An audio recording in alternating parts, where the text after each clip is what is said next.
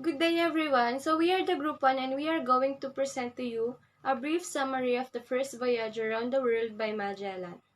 So introduction. The presentation narrates the events happened on the first voyage around the world led by a Spanish captain general named Ferdinand Magellan. This is according to the point of view of Antonio Pigafetta, the first chronicler who accompanied Magellan in his circumnavigation of the world. So according to Ferdinand Magellan, the sea is dangerous and its storms terrible. But these obstacles have never been sufficient reason to remain ashore. Unlike the mediocre, intrepid spirit seeks victory over those things that seem impossible. It is with an iron will that they embark on the most daring of all endeavors, to meet the shadowy future without fear and conquer the unknown. So, what is this topic all about? So, our topic to be discussed is the first voyage around the world by Antonio Pigafetta that was written on board one of the 5 ships that was first to circumnavigate the world during an expedition that was led by the Portuguese explorer Ferdinand Magellan and after his death during the voyage by Juan Sebastian Elcano. The expedition started in 1519 and ended in Spain in 1522.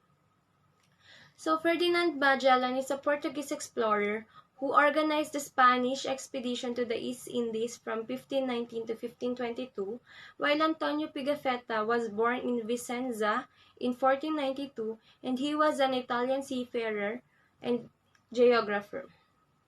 So the document reveals several insights, not just in the characters of the Philippines during pre-colonial period, but also on how the fresh eyes of the European regard the deeply unfamiliar terrain, environment, people, and culture. It was published after Pigafetta returned to Italy.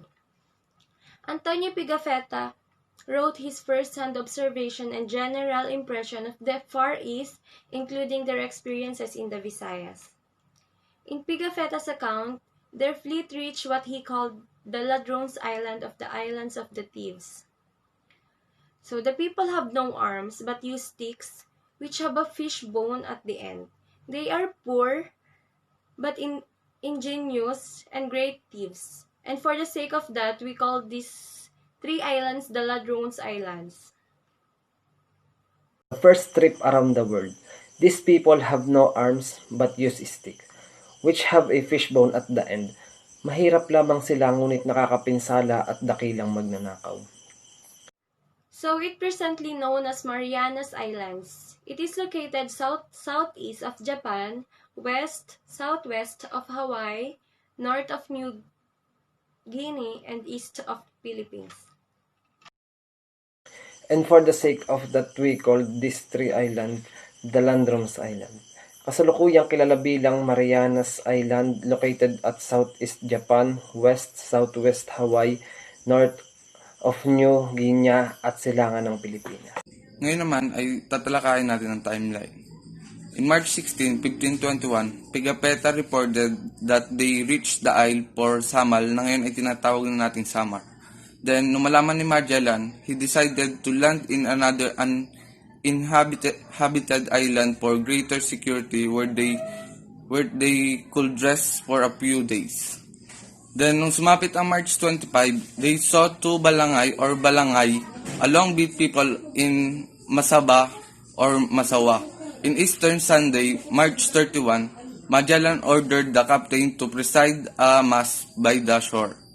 Next is April 7, 1521. Si Magellan at ang kanyang mga kasamang mga tauhan was reached the port of Cebu, the largest and the richest of the island with the help of Rala Calamba. Ngayon naman ay tatalakayin natin ang timeline nila. April 14. The people gathered with the king and other principal men of the island. Sabi dito ay, nagtipon ang mga tao kasama ang hari at mga punong lalaki ng isla. Magellan spoke and encouraged the king to be a good Christian by burning all the ideas and worship the cross instead. April 26. Zula, a principal man from the island of Mactan, went to see Magellan and asked him a boat full of men so that he could fight the chief named Lapu-Lapu. Sabi naman dito ay si Zula daw ang punong guro ng isla sa Mactan na nagpunta siya upang makita si Magellan at tanungin siya tungkol sa mga bangka na puno ng mga kalalakihan at kaya niyang makipaglaban sa pinuno na si. Let's move to the fun facts. The ship was Magellan Command was the Trinidad. Next is the total distance of traveled by a Victoria was 42,000 miles. Magellan's niece was wounded, causing him to walk with a limp. And now let's proceed to the analysis of Pigafetta's Chronicle, one of the most cited documents by historians who wish to study the pre-colonial Philippines. One of the most earliest written accounts, Pigafetta's was seen as credible sources for a period which has prior unchronicled and undocumented. Earliest detailed documentation. It was believed that Pigafetta's writing account for the purest pre-colonial society. Pigafetta's work is great importance in the study and writing of Philippine history. Itong sinulat na itong The First Voyage by Magellan is one of the most important thing na dapat kasama sa Philippine history, which is dapat kailangan din nating malaman o matutunan dahil ito ay kasama na din sa ating nakaraan. Let's proceed to the analysis of Pigafetta's Chronicle. Number 1. We should recognize certain biases accompanying and author his identity, loyalties, and the circumstance that he was in and how it affected the text that he produced. So, dito sa number 1, sinasabi lamang na dapat kilala natin yung author at para mas madaman natin yung kwento na sinulat niya. Number 2, we need to understand that he was the chronicler commissioned by the King of Spain to accompany and document a voyage intended to expand the Spanish Empire, a noble descent who came from rich family in Italy.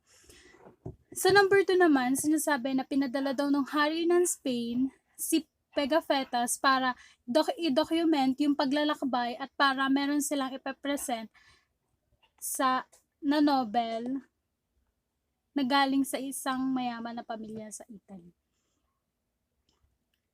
Number 3.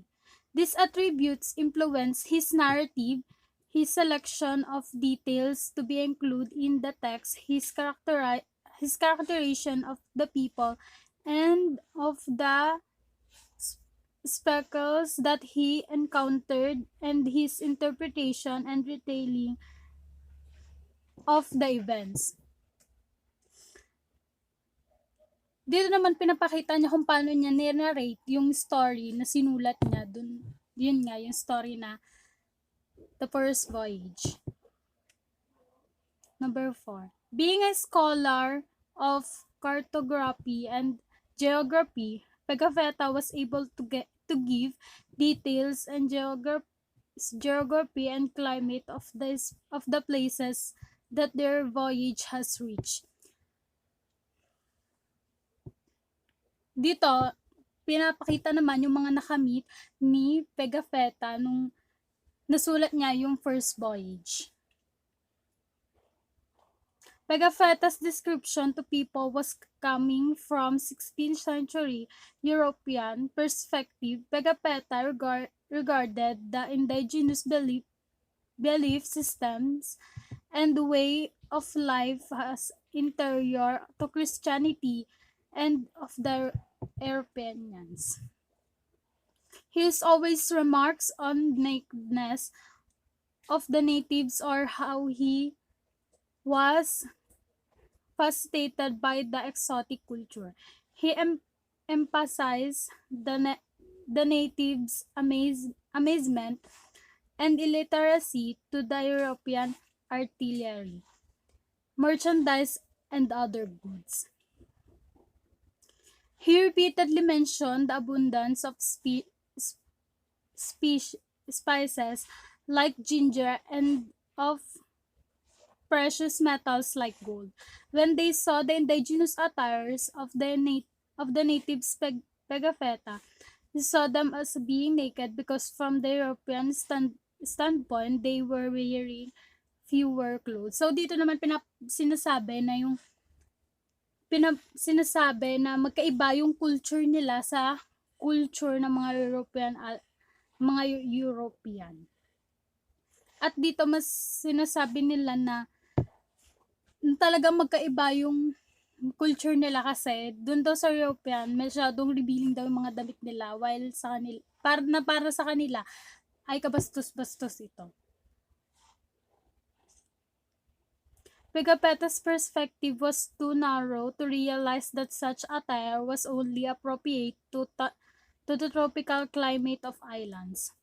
The same for the materials that the native use for their houses like palm and bamboo that would let more air come through the house and compensate from the hot climate in the island. We should understand that such observation were rooted from the context of Pigafetta and his era. Dito naman pinapakita yung more on sa culture na dapat iniisip din natin kung konektado ba sa climate yung mga isusuot o yung bahay na tinatayo natin, kung papasok ba siya doon sa climate na ating tinitirahan. Yun lamang po yung that is the end of the analysis. Now let's proceed to the references. So I will put it in here, the references, and that is the end of our report. Thank you for listening.